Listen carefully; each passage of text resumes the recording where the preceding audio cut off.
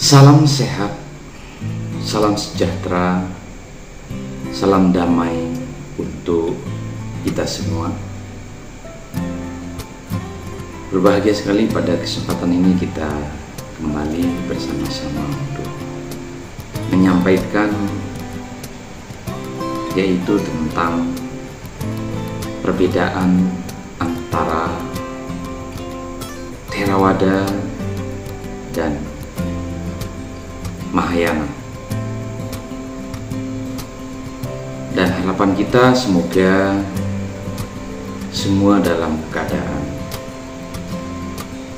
sehat tanpa kekurangan satu apapun. Dan tentu pada kesempatan ini saya ingin menyampaikan beberapa hal tentang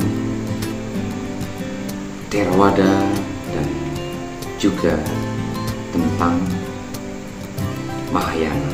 Pada zaman Sang Buddha tidak ada aliran Theravada maupun Mahayana.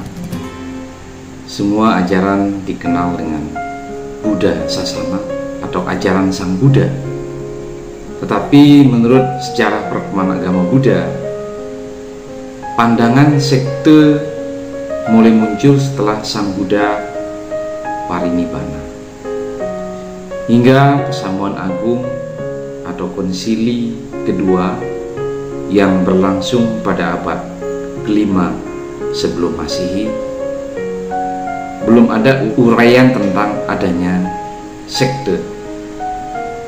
Penyebaran kitab berbahasa Sanskerta akhirnya mencapai puncak dalam pengenalan dua tradisi agama Buddha yang berbeda. Doktrin atau ajaran yang diuraikan oleh para biku yang lebih senior disebut sebagai Theravada, atau tradisi atau ajaran yang mencakup dalam bahasa Sanskerta disebut sebagai Mahayana. Secara geografis, Theravada berkembang ke daerah selatan, sedangkan aliran Mahayana berkembang ke arah utara. Ke arah selatan seperti Sri Lanka, Thailand, Kamboja, dan aliran Mahayana berkembang ke utara seperti Tiongkok dan Mongolia, dan beberapa tempat yang memang berdekatan dengan Tiongkok. Jadi ada beberapa perbedaan yang menonjol baik aliran Theravada maupun Mahayana dalam hal bahasa. Kalau yang aliran Theravada memakai bahasa Pali, sedangkan aliran Mahayana lebih menggunakan bahasa Sanskerta. Kemudian juga dari segi penghormatan dan praktek ritual, penganut aliran Mahayana menghormati Buddha Sakyamuni dan berbagai bodhisattva seperti Maitreya, Avalokitesvara atau Kuan Yin. Kemudian khususnya di Tibet memuja semua Buddha terdahulu atau Adi Buddha, ada Amitabha, ada Vairocana, Akshobhya, Amoghasiddhi, dan Ratnasambhava. Tantra Mandala adalah termasuk praktek dalam Mahayana Tibet. Sedangkan Theravada tidak mengabaikan adanya berbagai makhluk spiritual di jagat raya ini. Para penganutnya hanya memuja Buddha yang disebut dalam Tipitaka, khususnya Buddha Sakyamuni, yang dikenal juga sebagai sebutan Buddha Gautama. Theravada tidak memuja para bodhisattva walaupun mereka memberikan rasa hormat karena kebijaksanaan dan kasih sayangnya yang sangat besar. Semangat bakti terlihat sangat menonjol di wihara-wihara Mahayana, khususnya negara-negara yang sangat dipengaruhi oleh kebudayaan Cina. Hal ini tidak terpopuler di negara-negara Buddhis Theravada kecuali di Thailand. Wihara-wihara Mahayana, para pemuja menggunakan gambar dan relik, termasuk abu kremasi dari anggota keluarga yang sudah meninggal. Relik ini kemudian digunakan sebagai objek sembahyang dan pemujaan. Umat Buddha Mahayana mempersembahkan bunga, dupa, lilin, dan buah makanan yang secara Arabiah untuk menghormati roh dari orang yang telah meninggal. Tradisi ini tersimpan dalam ingatan para anggota keluarga yang telah meninggal. Pali Sutta diucapkan di wihara-wihara Theravada, sedangkan syair suci Sanskerta diucapkan di wihara-wihara Mahayana. Sebagai tambahan dalam bahasa Pali dan bahasa Sanskerta, logat seperti Birma, China, Jepang, Thai, dan sebagainya dipergunakan tergantung pada kebudayaan setiap penganutnya. Kemudian dari simbol dan jubah suci, semua wihara berisi berbagai macam simbol yang sakral. Sebagian besar adalah patung Buddha Sakyamuni, ditambah lilin, bunga, dan dupa yang biasanya dipersembahkan sebagai simbol-simbol ajaran.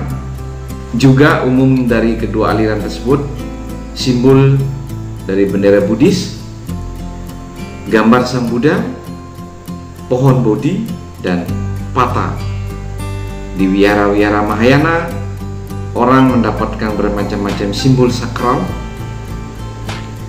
yang dipandang sebagai perlengkapan spiritual, termasuk di situ kepala naga, kendi, genta, tambur, dan lain sebagainya. Kecuali genta dan tambur yang kadang-kadang juga terdapat di wihara-wihara Theravada, khususnya yang berada di Thailand dan juga Indonesia. Orang sulit memperoleh perlengkapan keagamaan yang bermacam-macam di wihara Theravada karena praktek ritual Theravada tidak begitu sulit dibandingkan dengan ritual Mahayana. Kemudian secara filosofis, bahwa penganut agama Buddha Theravada bertujuan untuk mencapai nirwana atau nibbana dengan menjadi arahat, orang yang telah mencapai kesucian tertinggi, juga disebut Sawaka Buddha. Theravada menekankan bahwa pencapaian arahat adalah tujuan terakhir dalam hidup ini. Setelah itu tidak ada kelahiran lagi. Sedangkan Mahayana menekankan bahwa terdapat kelahiran kembali bagi seorang arahat seperti Sariputta, Moggallana, dan orang-orang suci lainnya. Dan juga menekankan bahwa benih-benih sama Sang Buddha ada pada setiap orang. Aliran Mahayana bertujuan untuk mencapai kebudaan, menjadi sama Sang Buddha dengan mengikuti jalan Bodhisattva. Mahayana memandang Bodhisattva sebagai makhluk yang telah mencapai penerangan sempurna, sedangkan Theravada menyatakan bahwa Bodhisattva adalah makhluk yang belum mencapai penerangan sempurna. Untuk para penganut Theravada lebih menekankan pada penanaman kebijaksanaan, pengertian, dan pengalaman daripada kepercayaan dan cinta kasih. Sebaliknya, Mahayana lebih banyak menekankan pada kepercayaan dan kasih sayang daripada pengalaman, pengertian, dan kebijaksanaan. Walaupun adanya perbedaan penekanan tersebut, kedua aliran sama-sama menerima semua kebajikan, paramita tersebut, dan berbagai ajaran Sang Buddha yang penting lainnya. Baik umat Buddha Theravada maupun Mahayana merupakan umat yang penuh damai dan terbuka. Pikirannya menganut metta dan cinta kasih dan kebijaksanaan untuk memperkuat kesatuan yang lebih serasi di antara penganut kedua aliran besar itu. Kita harus mengerti dan mau mempelajari satu sama lain. Dengan cara ini kita dapat melarutkan jurang pemisah dalam pengetahuan kita. Jadi, menurut pendapat saya tentang perbedaan tersebut adalah Theravada dianggap lebih konservatif daripada Mahayana, di mana Theravada memelihara ajaran Sang Buddha tanpa banyak menambahkan pandangan atau pendapat pribadi. Sebaliknya, Mahayana dianggap lebih terbuka daripada Theravada dalam menginterpretasikan ajaran-ajaran Mahayana, membuat pembagian yang besar dalam filsafat Buddhis seperti filsafat Madhyamika dan Yogacara.